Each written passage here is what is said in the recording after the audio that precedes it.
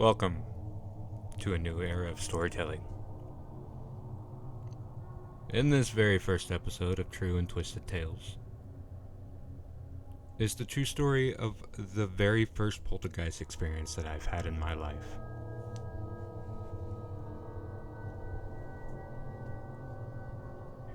It was 2012, and I was 16 years old. And because of what most kids experience in life, my parents were always working.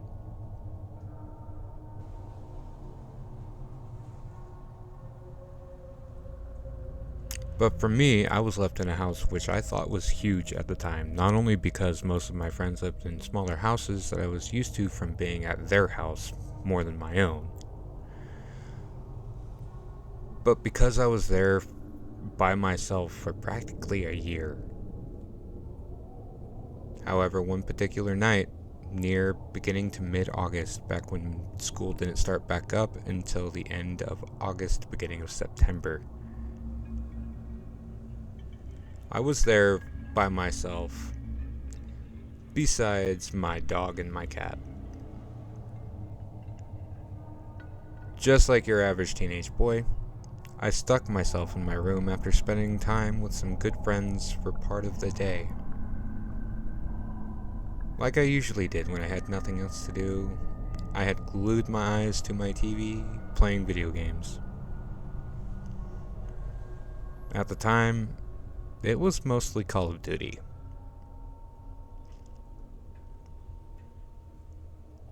I did that for most of the evening and partway through the night. Up until this specific night, I hadn't really had any paranormal experiences personally. However, while I was in the middle of an online match with my headphones on, it got to a point where the sound got really quiet. For almost a minute, which was rare for those lobbies back in the day.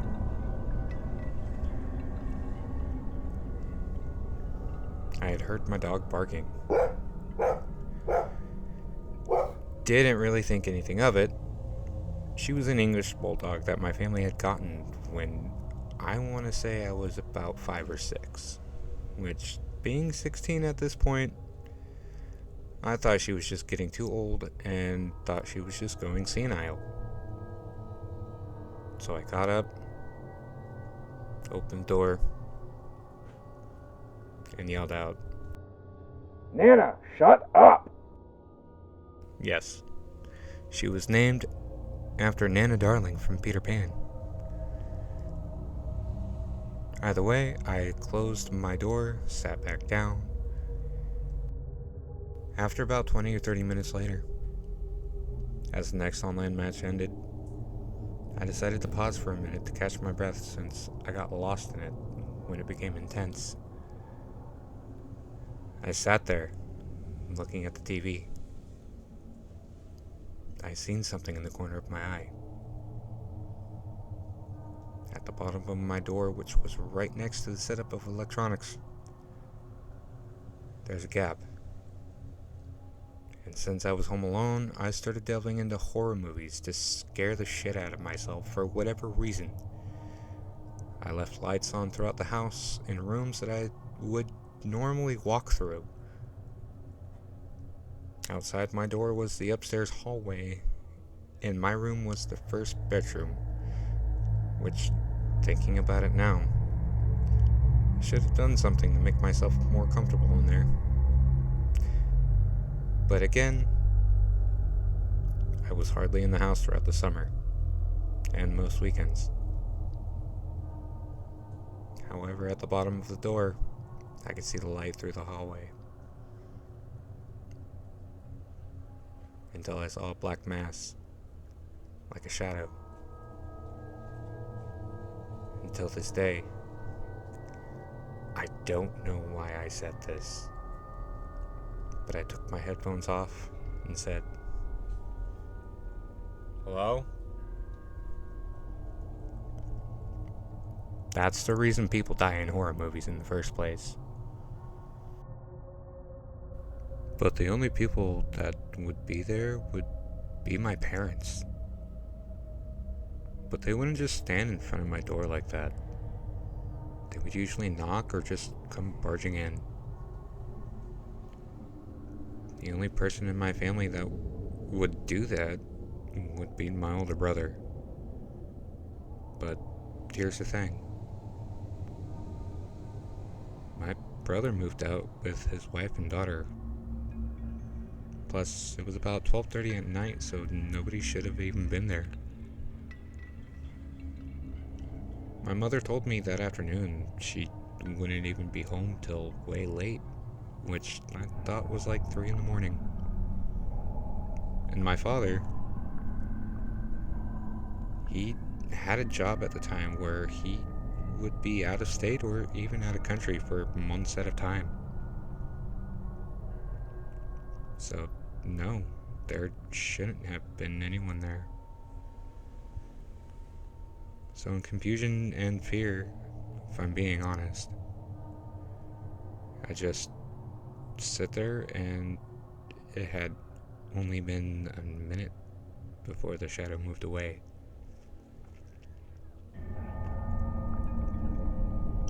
So again, in every horror movie, that one thing you should never do is go check it out. But I went to check it out anyway. I opened the door, and there was nothing there. I called out for my mom, and then for my brother, and got no response. So I went downstairs, somehow talked myself into believing that I must have been tired, and got some food, some drinks, and called Nana to come with me back to my room. Got everything situated, Nana lying by my chair, and my cat Bella overruling my bed.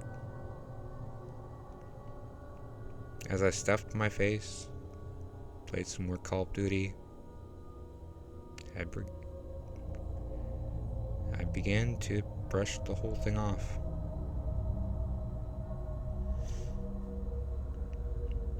After about 45 minutes to an hour later, I was in the middle of another match with one side of my headphones on and music playing in the background, which none of it was very loud because I had a few nosy neighbors and neighbors that liked to complain about a lot of things as kids did, and I didn't want to risk them calling the cops on me anyways. But as all that was going on, I had this weird sense that gave me the random instinct to glance back down to the bottom of my door. I wish I didn't. Because that shadow was back. I don't know how long it was there before looking. Then at this point, I didn't care if I lost this match that I was in. I was too in shock and fear. Then I took the headphones off, turned the music off, and just sat in my chair and just waited. When all of a sudden, knocking started at a slow, continuous rhythm that felt like forever, but probably only lasted about a minute or two. It then stopped, and the shadow moved away. But it wasn't over. I wish I knew that at the time. I continued to sit there frozen in fear at this point, and just watched the bottom of my door where the shadow passed by about 5 times while hearing heavy footsteps.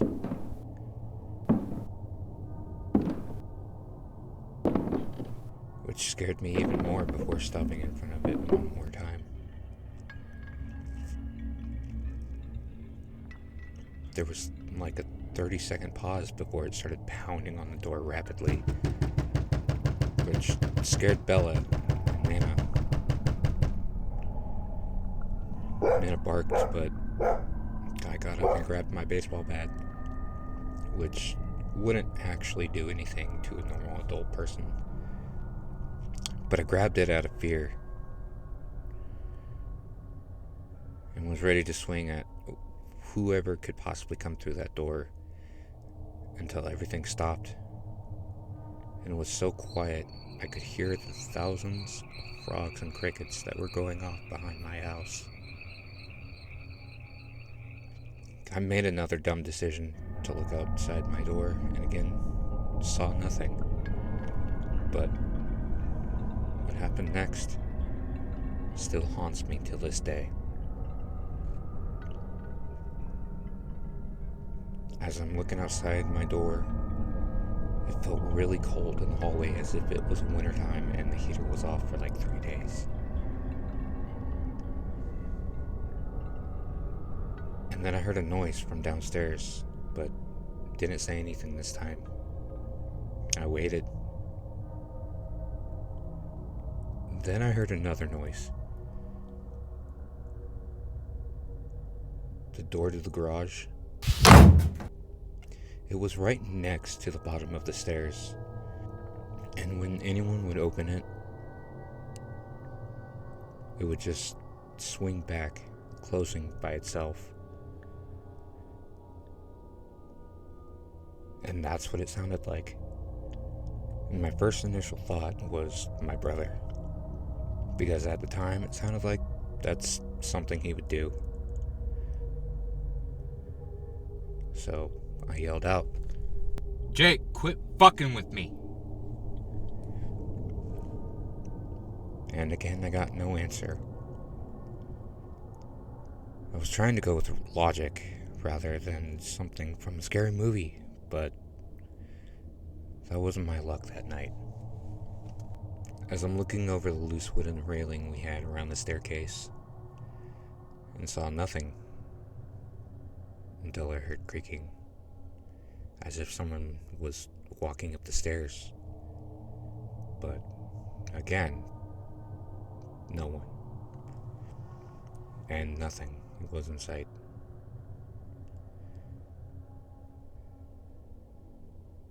There was another moment of silence as I stood there with endless thoughts of what was happening.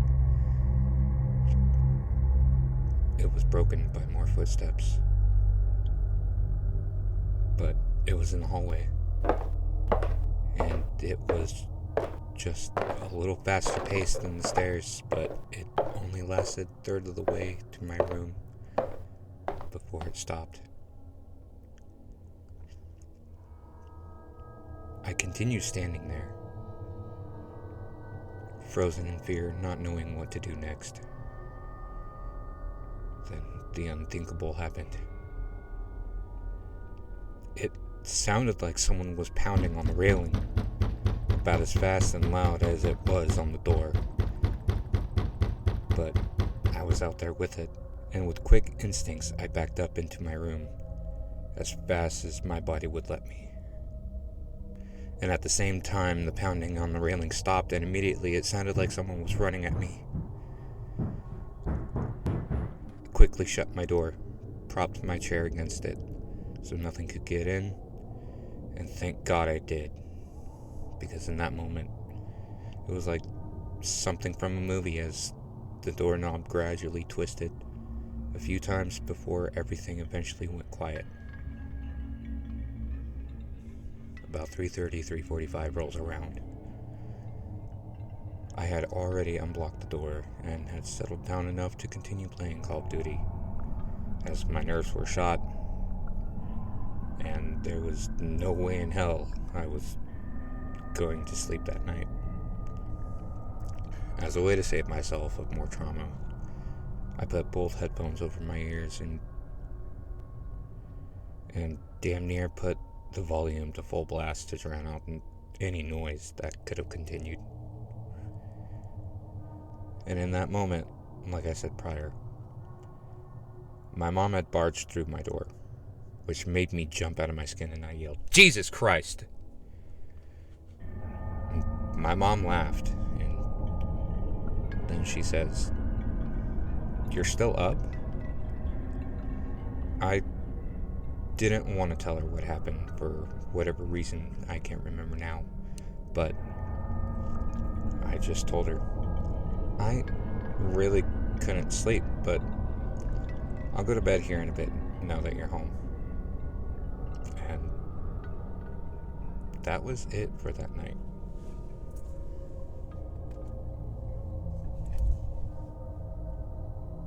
Afternoon came, and I'm just getting up from that long and traumatizing night. I was not prepared for what I was waking up to. Now, before I continue, I must tell you how my room was set up for you to understand. My bed was up against the only full wall in my room. On the right side was the door to the hallway. And in front of my bed was a set of 2 windows leading out to the front of the house. And on the left was my closet.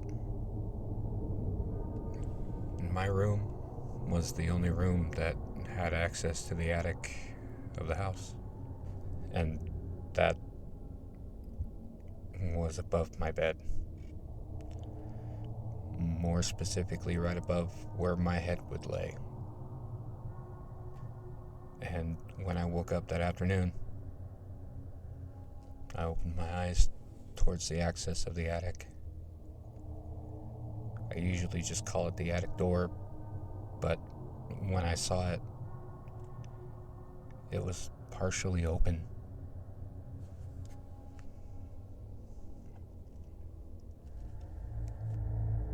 No one ever went up there, mainly for the fact of my bed being there because of residue that came off of the access door.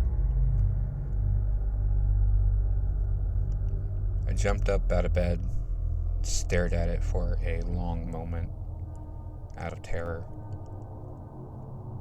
I got the courage to get back up on my bed and adjusted it to get it to close and went about my day as if nothing happened.